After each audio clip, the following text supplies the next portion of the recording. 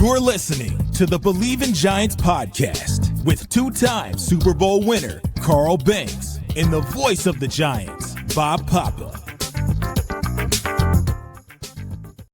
Welcome you to another edition of Believe in Giants presented by FanDuel. Bob Papa, two-time Super Bowl champion Carl Banks, getting you set for the Giants and the Philadelphia Eagles twice in 3 weeks. And Carl, I know Giants fans are having a hard time putting Sunday to bed. The good news is football players themselves, they don't dwell like we, the fans, do. I know they always talk about the 24-hour rule, but quite honestly, I still felt it yesterday morning, and that was like Wednesday morning.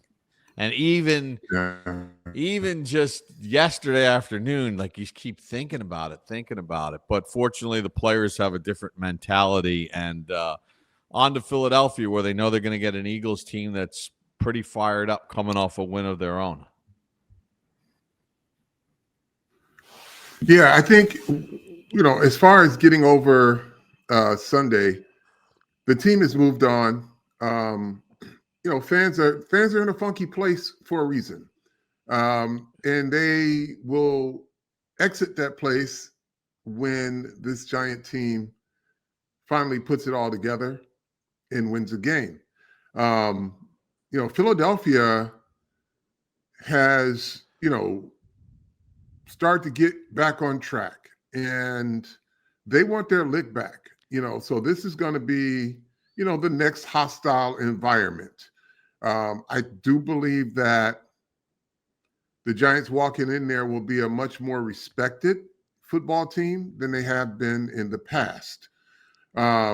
But that doesn't mean anything. And I continue to maintain that this Eagles team, they're still championship mettle. They've been through adversity a lot of different ways, internally, externally. And they tend to persevere. Their quarterback has been, doubted. He's been downplayed. He's been everything. And all he does is just go out, keeps a level head, and tries to win football games for him. But, a happy A.J. Brown makes a dangerous Philadelphia Eagles offense. And that's, he seems to be in his happy place again. So with the Giants down possibly some starting DBs, it's going to be a task of how they want to contain Brown, because just covering him is not enough. You got to get him on the ground as well. The other thing, Carl, look, the run game. Philadelphia is ranked 30th in the NFL in rushing yards per game. Mm-hmm.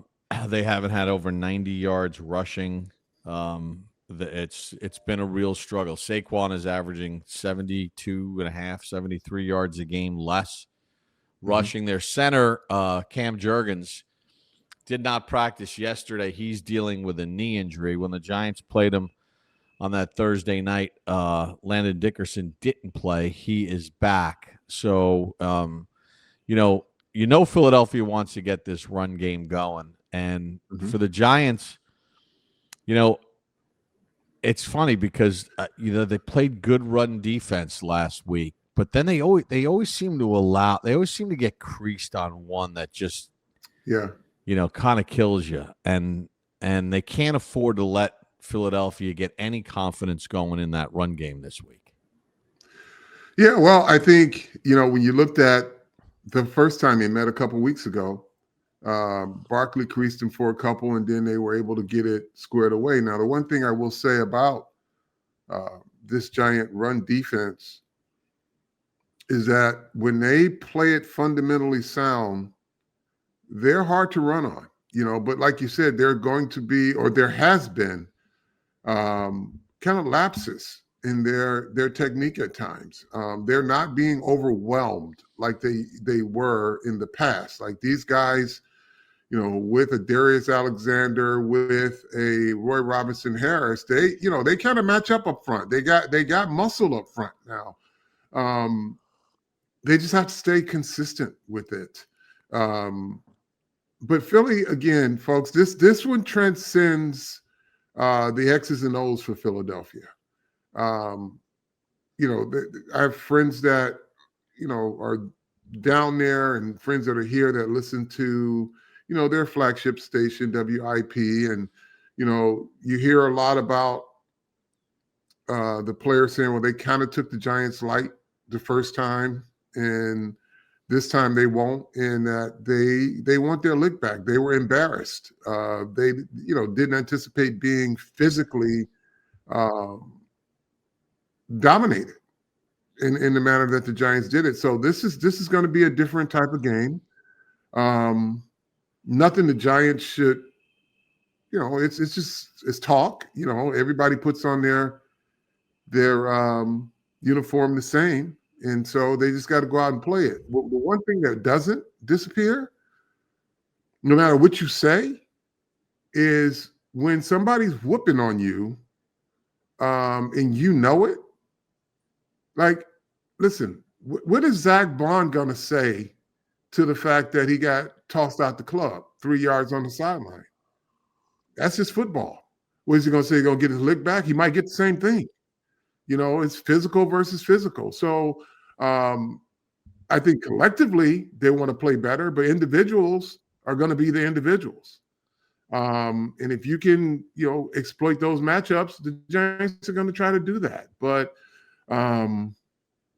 they got Nakobe Dean back, who's going to be a big help for them. And Jalen Carter didn't play the last time. Right. So, they have some good players. Obviously, they're defending champions, or they won last year. I guess they don't like to be called defending champions. So this is going to be a challenge. The challenge to the Giants is internal.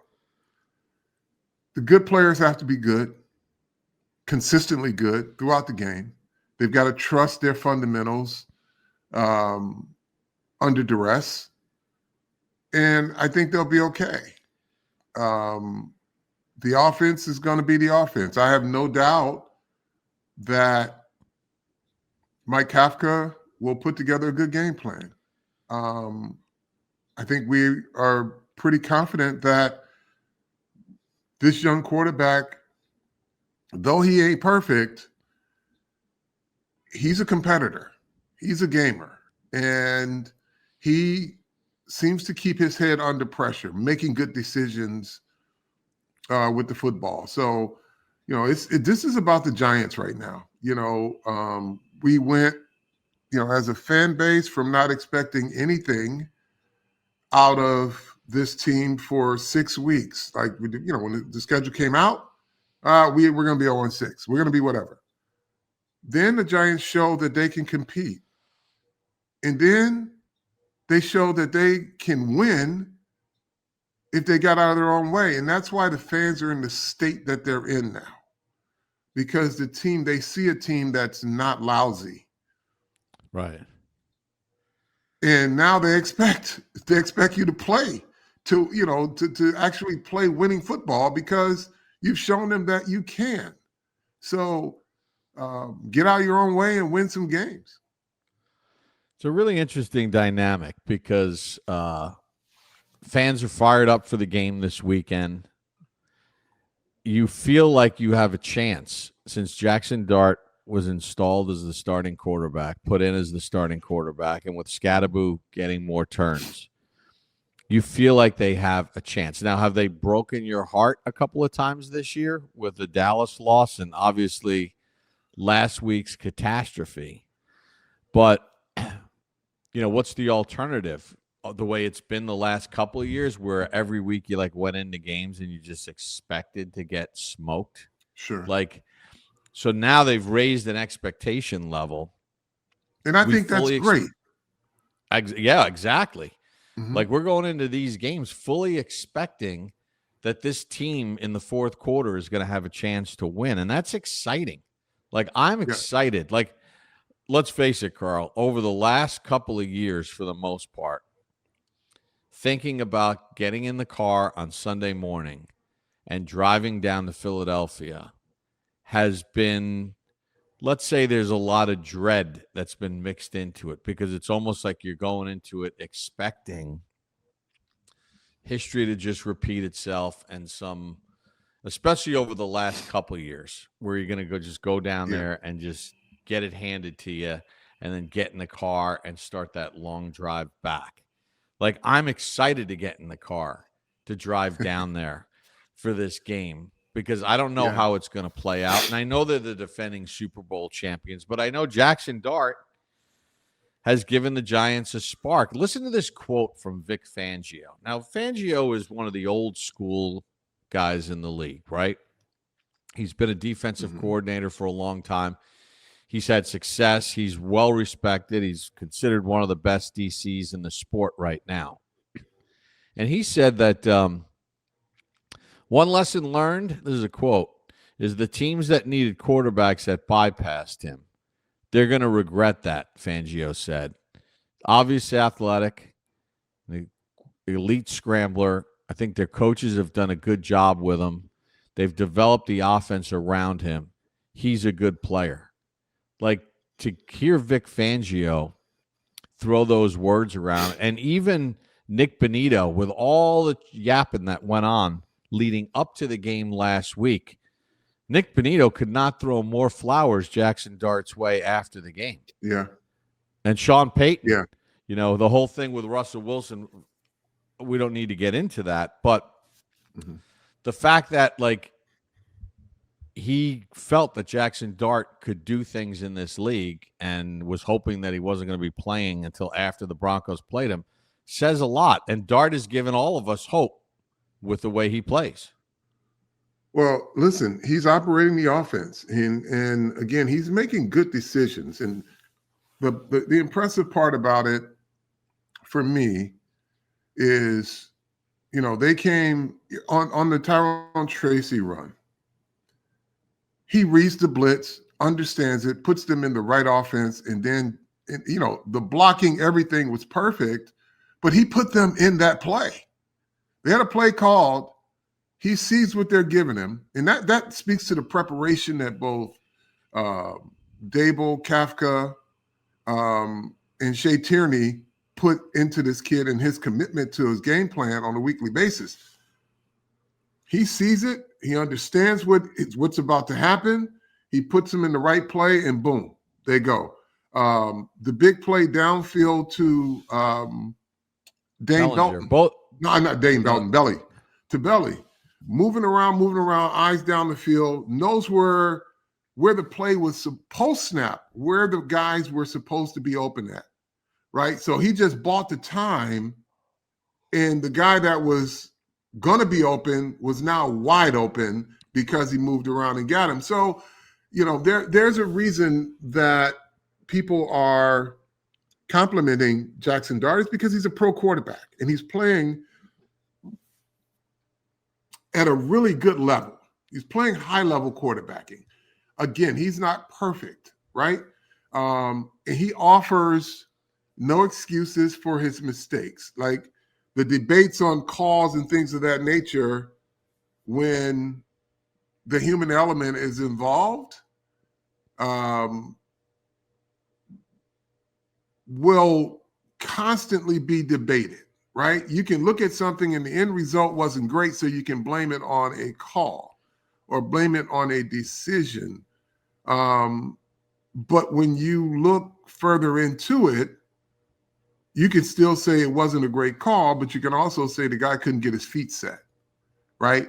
You can say that he had been hitting that crossing route to the tight end all day, and he probably would have got the ball over that linebacker. But it didn't happen. So the result is what it is.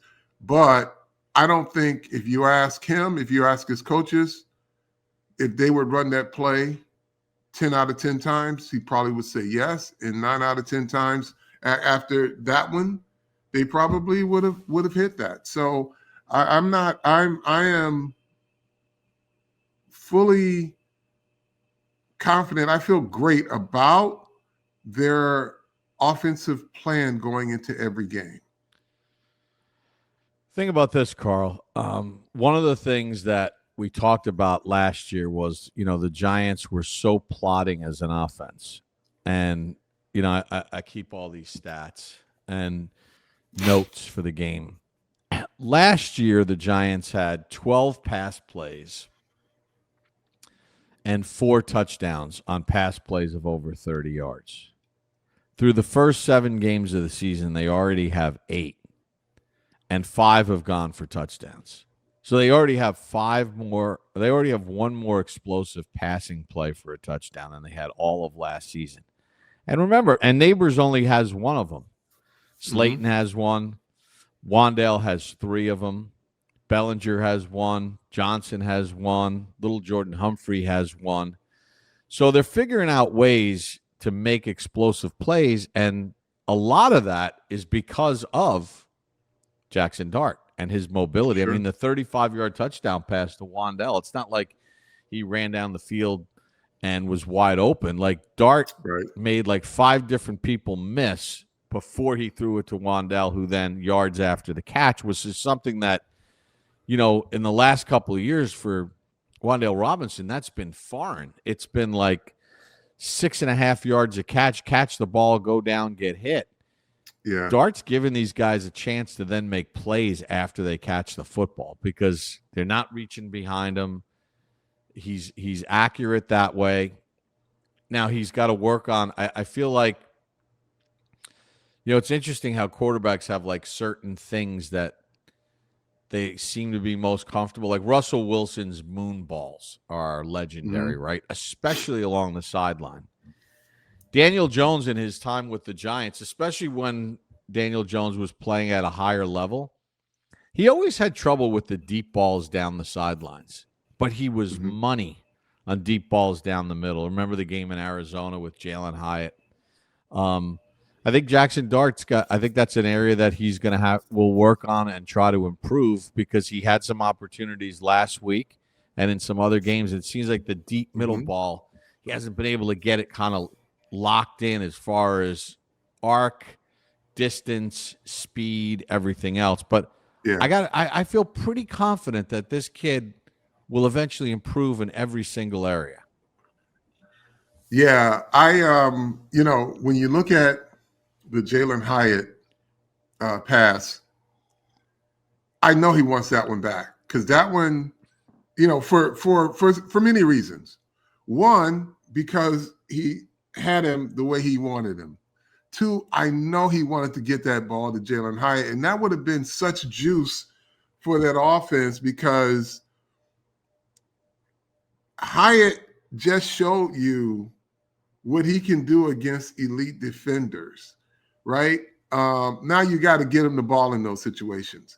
And the Giants, and this is something that defenses now have to look at. Okay, they're saying, well, you know, the Giants are using their 12 personnel and they're killing teams with their tight ends and then their little short mesh routes with their wide receivers. They haven't really been a vertical threat, right? They've been hitting and then it runs after catch and all of that stuff. Now all of a sudden, you mean, wait a minute, this dude Hyatt, they actually trust him? He actually split 3 defenders? We got to make sure that he gets the ball where he needs it so that that's another dimension to this offense and another threat to defenses because as well as they execute on their concepts, their mesh routes and their sails and things of that nature, that vertical, you let that vertical start to happen for this team, it's a whole different set of groceries for a defense now. I mean, they really got to, because now you can't keep your safety in the box because you're going to have some help over the top. You know, Darius Slayton still lurks out there. If his hamstring's right, what they saw from Hyatt, it could be 2 of those guys running vertical, man, and that will be something. Now, I do know that Dart can hit that. He hit one in the preseason, but that was on the sideline against Buffalo, I believe. Yeah. So he can dial the deep ball up. He just hadn't had to do it. But now that it's available, I'm excited. I'm excited to see what's going to come of this offense because it keeps evolving. And Bobby Okereke, and this is kind of a message I think he was sending to the fan base. And he says, we're growing. These are growing pains. And to a degree, I understand that. Um, but the players that are going through growing pains are not the ones that you're expecting, right? You need your best players to be consistent. But learning how to win is a growth process. Dominating a team for 3/4 and 8 minutes, and then all of a sudden thinking that tackling isn't important, that you'll get another shot at it the next possession, is just not how you finish games. It's not how dominant teams play. If you're going to be dominant for 54 minutes of 3/4 and 8 minutes of a game, then finish it. Finish it. Don't give anybody hope.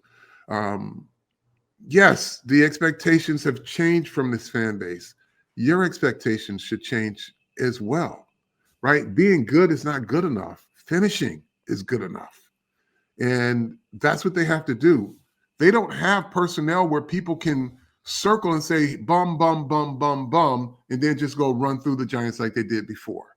They got a defensive player of the year candidate, right? They've got all pros in the middle. They've got another potential all pro on the other edge. They've got good players that defensively can now say, we'll compete. We stay healthy, we compete. Offensive line play, right? It's not a sieve anymore, right? They're protecting their quarterback and they're running the football. They got to finish. They've got to have a finisher's mentality. If they get that, they will win games and they will win their share of games, and this fan base will be optimistic instead of pessimistic, because they're looking, for everything they did last week. There are fans that says, I just wasn't convinced. I knew something bad was going to happen. And I'm sitting there saying, if they finish this team, they got them, they're cooked. They went in here and cooked these guys. But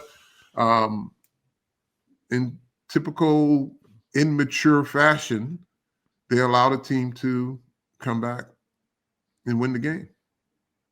Yeah, I mean, it's frustrating in a lot of different ways. And sometimes, like you said, finish the game.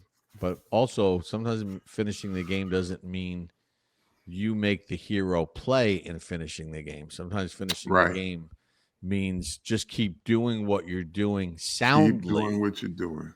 And then collectively, the group will finish the game. Hey, folks, Delete Me makes it easy, quick, and safe to remove your personal data online at a time when surveillance and data breaches are common enough to make everyone vulnerable. Data brokers make a profit off your data. Your data is a commodity. Anyone on the web can buy your private details. That could lead to identity theft, phishing attempts, harassment. Protect your privacy with Delete Me. Your name, contact info, social security, home address, even information about family members can be compiled by data brokers. Then it gets sold online. New York Times Wirecutter has named Delete Me their top pick for data removal services. Now, Carl, you and I both are out there publicly quite a bit. We have things on Instagram and X and everything else. Mm-hmm. And, you want to protect not only yourself, your family. I mean, can you get any more phone calls from every different city from Julie that wants to know about the final steps of a pre-approved loan? Yeah, or some job offer from a headhunting firm. And then just yesterday, I'm getting off a plane from Houston. I look at my text message and it's, hey, call us right away because of your MTA bill is outstanding. I'm like, MTA bill? Do they even have MTA bills? You buy your Easy Pass. I mean, not your Easy Pass. You buy your Metro card and all of that, and Easy Pass is Easy Pass. So I'm like, it's just, the way these people are getting your information, you definitely need Delete Me, because it's getting out of control. And it's a cottage industry for folks that are data mining and that are selling people's information. It's, you have these privacy disclaimers and, cookies that are up on your computer before you go onto a website. Oh, you have to accept the cookies. And part of that is them sharing your information. So, we definitely need to have that. You need a delete me, and delete me needs to partner with some type of VPN to keep everybody's stuff private. Well, here's how you can take control of your data and keep your private life private. Sign up for Delete Me now at a special discount for our listeners. You're going to get 20% off your Delete Me plan. Here's what you do. Go to joindeleteme.com/pro and then use the promo code PRO. They made it simple. So you got PRO in the name and you got PRO in the promo code.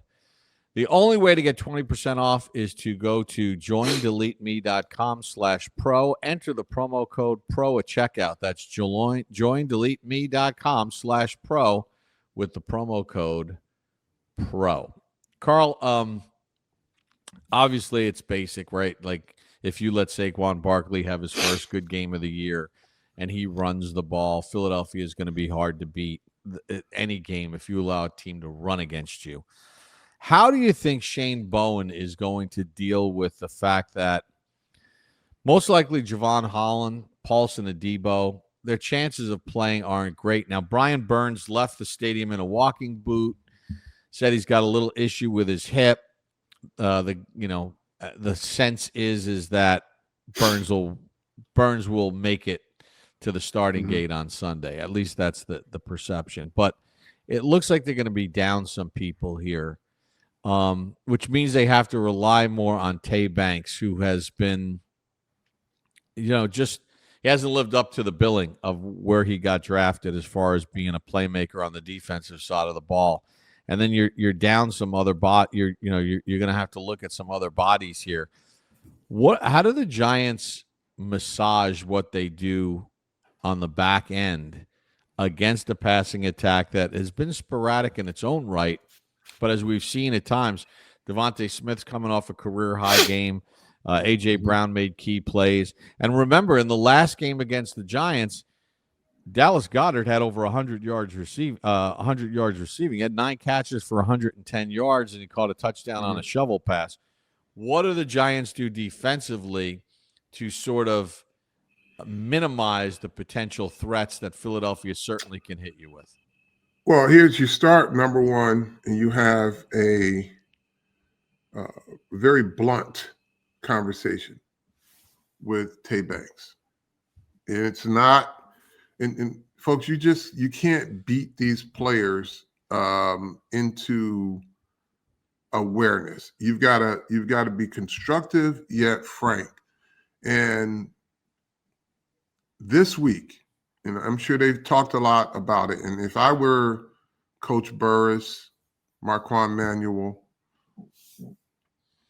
and Shane Bowen, all three of us are sitting in a meeting room, and I call Tay Banks in and say, look, we believe in you.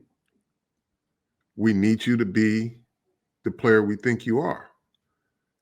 And then I pull a page out of Bill Parcells' book. It is the most motivational thing I have ever heard a coach without screaming at me. He says, I'm afraid my expectations for you are higher than you have for yourself. If that don't spark your ass, I don't know what will, because then you're like, no. I expect to be great. And when he says that, and he means it, like when he has guys, and I bet you could talk to DeMarcus Ware, you could talk to anybody he's ever coached that he's really believed in, and they're just not where they need to be at a certain stage. He'll talk to you about, what to expect in the game and this and all of these other things, and then he'll say, but I'm going to tell you something. I believe our expectations for you are higher than you have for yourself. And if that's the case, we just need to know, and we can figure out how to move on or minimize, lower our expectations. We won't be as good lowering our expectations, but And after that, I dismissed the meeting. All right. So when did he say that to you? It's probably, he hit me with that one. Was it my rookie year? I had just gotten a starting job. And probably 2 weeks into it, he hit me with that one. And I wasn't falling off, and I wasn't, I was I think it came off the Rams game, which was a pretty good game for me. But he put it out there. But he'll do it. He'll do it to his best players. He probably did it for Lawrence for a game. If he's going up against somebody good, I don't know. I mean, this guy's pretty good, Lawrence. I know you're the greatest ever, but I don't know if this, maybe we have to go, look at some film on Pat Swilling or look at some film on Ricky Jackson. They seem to have a pretty good game against this guy. Nobody else did, though, so. All right. Well, but you got to be self-motivated. But for Tay, I mean, that's what, if I had to talk to him, I would be those three guys. I would be Marquand, Shane, and Jeff Burris, and I just sit him down in there. Maybe I'd put Brian Branch in the back room or Joe Shane in the back of the room. Have him walk in there and just have that conversation with him, and then let us know if our expectations for you is higher than you have for yourself. We go from there. Yeah, I would be tired, of in every big spot teams throwing at me. At some point, you just get fed up? I mean, because you saw what Sean Payton's plan was. Once they got to midfield, they went right at him, right? Mm-hmm. And again, it's the same story. It's the coverage is okay, but this non-awareness, close but no cigar, right? But that's the thing. All it takes is for him to stop it one time. He stops it one time, they're not going to continue to go at him, because if he can stop it once, the next one's an interception. But right now, they know he's close but no cigar, and that's the thing, where you weren't drafted to be close. You were drafted to finish, right? You were the guy who was big physical guy coming out, good cover skills. And I don't subscribe to, some of the fan talk of, well, he was great in Wink's coverage because he was an aggressive man. He still plays man coverage now, folks.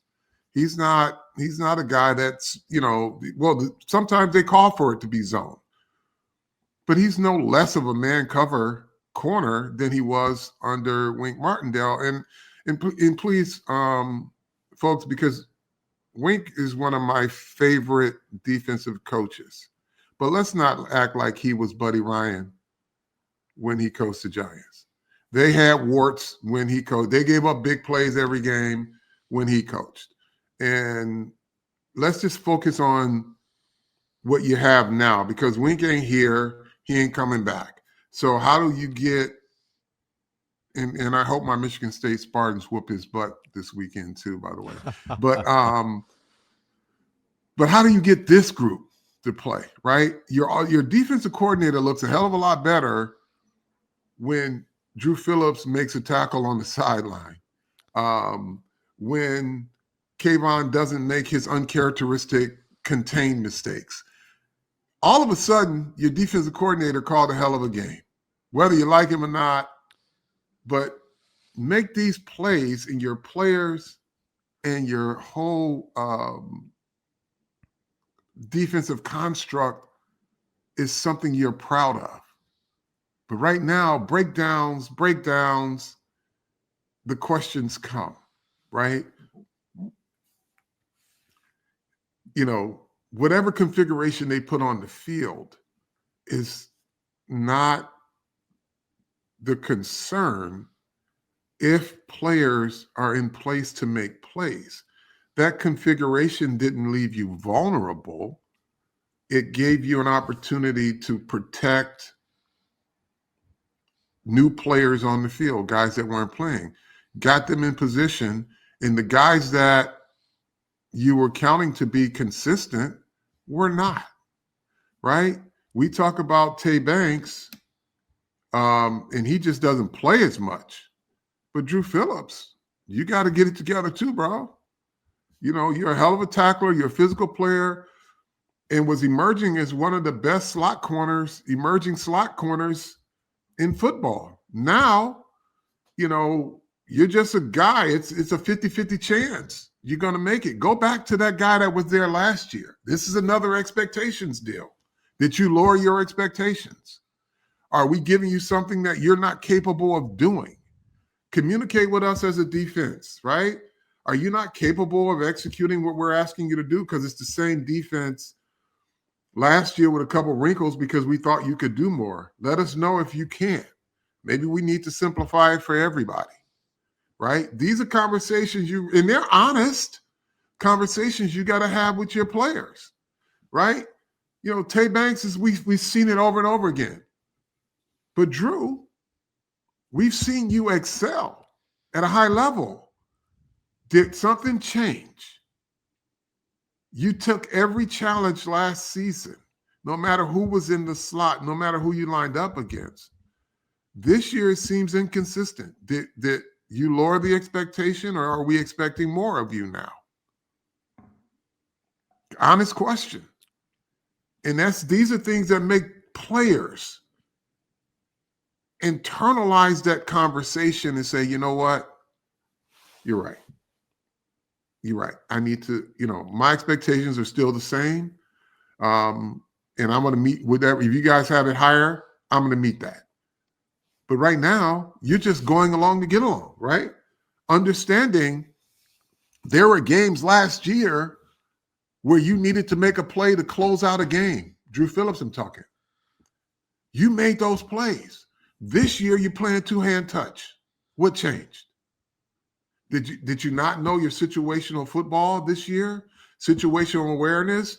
Did you not know the point of the game where your best players emerge and make a play? Did that change with you? Let us know. I mean, are you not the clutch player that you were last year? We'll only put you in when we don't need a play. How about that? Because we counted on you to make certain plays, and you did last year.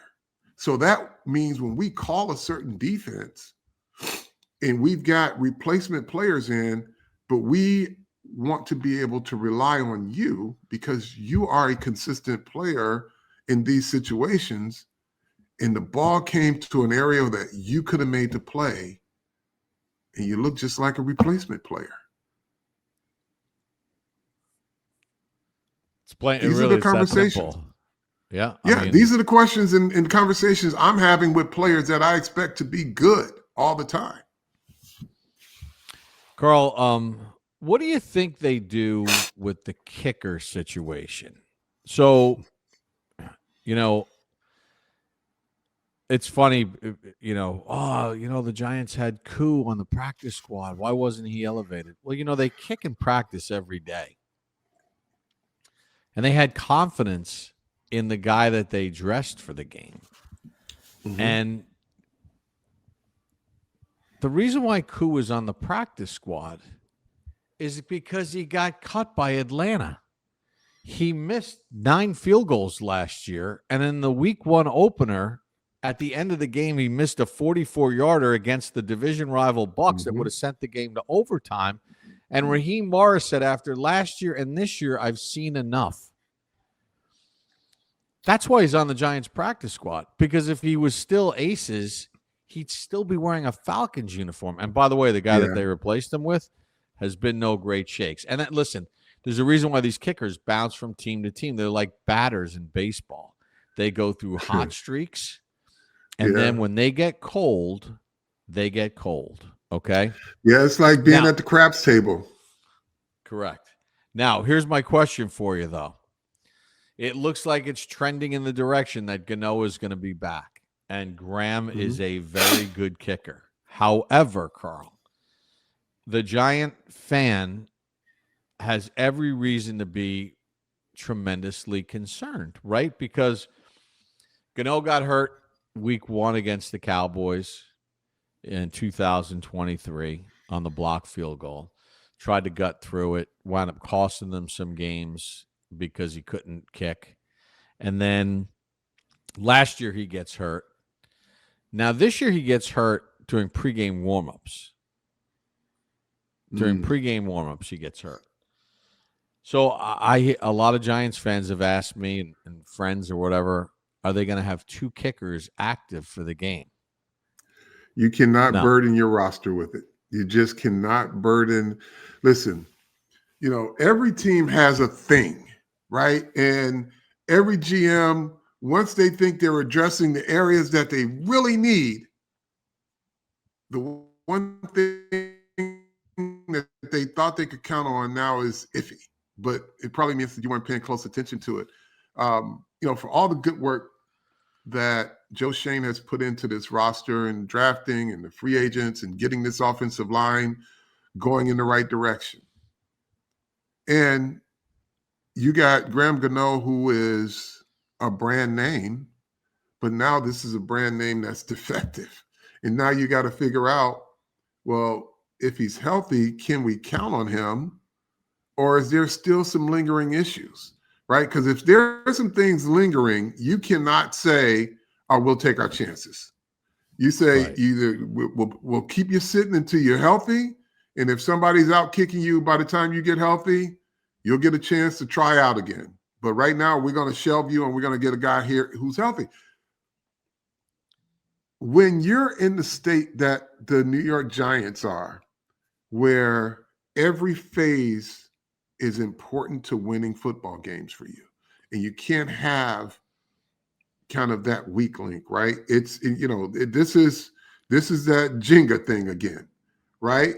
You got a lot of pieces in place, and if your kicker goes down, everything crumbles. You can't be dependent on that, especially when it just comes to extra points, right? It really is counterproductive not to have a kicker that you can count on. I mean, 50s, 60s, that's what it is, right? You talk about a kid's range, but the extra point is a free throw. You got to make those. Those are layups. That should be a guarantee. And if you can't go into a game really sure that you have that, you probably should go with somebody who can make an extra point.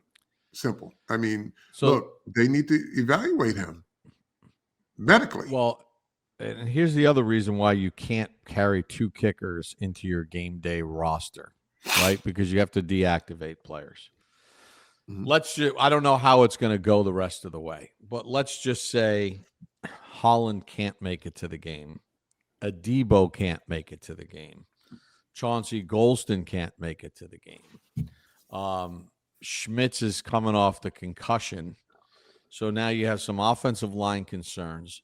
You're going to have to probably elevate a DB from the practice squad just for bodies, just for special teams. Punt coverage, kick coverage, kick return, punt return, right? You're going to need gunners. You're down DBs. The guys that handle that role are going to be playing more snaps on first team defense or first group defense. There's no true starting 11 anymore. Now you factor into this too, the linebacking situation, right? You've got injuries at the linebacker.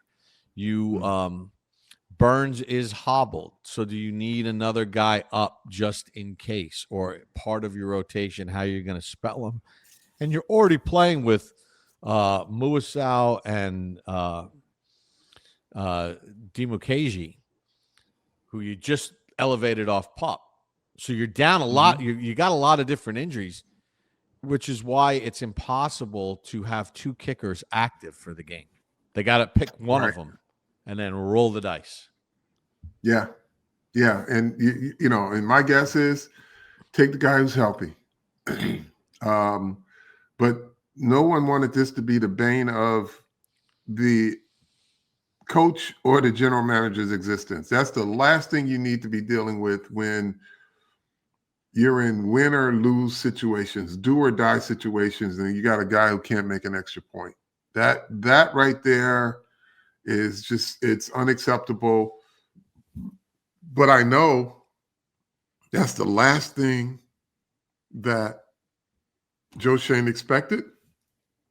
But then again, it should have been what he expected because he had the issue last year. He's had an issue with kickers for basically 2.5 seasons.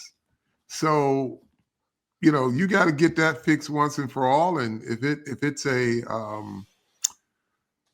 an unknown kid out of college, y'all better have some people now that's really scouring the college ranks to find that kid who can kick and do it consistently.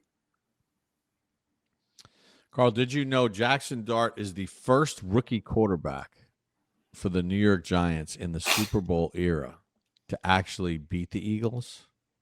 I didn't realize that. I did not know that. Yeah. So Phil didn't do it. Eli didn't do it. Daniel Jones didn't do it. No rookie quarterback for the Giants has beaten the Eagles until Jaxson Dart. So you know what that means? Let's snap another streak because my 3 grown sons, one who's married and has a kid already, and the other 2 are out of college. The Giants haven't won in Philadelphia since they were teenagers. 2013.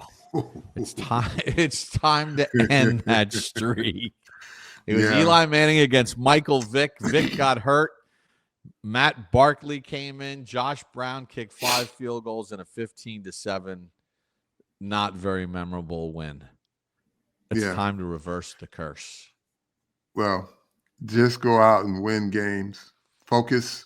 Best players got to play the whole game, meaning when they're on the field, they got to be good. And again, I keep saying this phrase, folks, and it's applicable.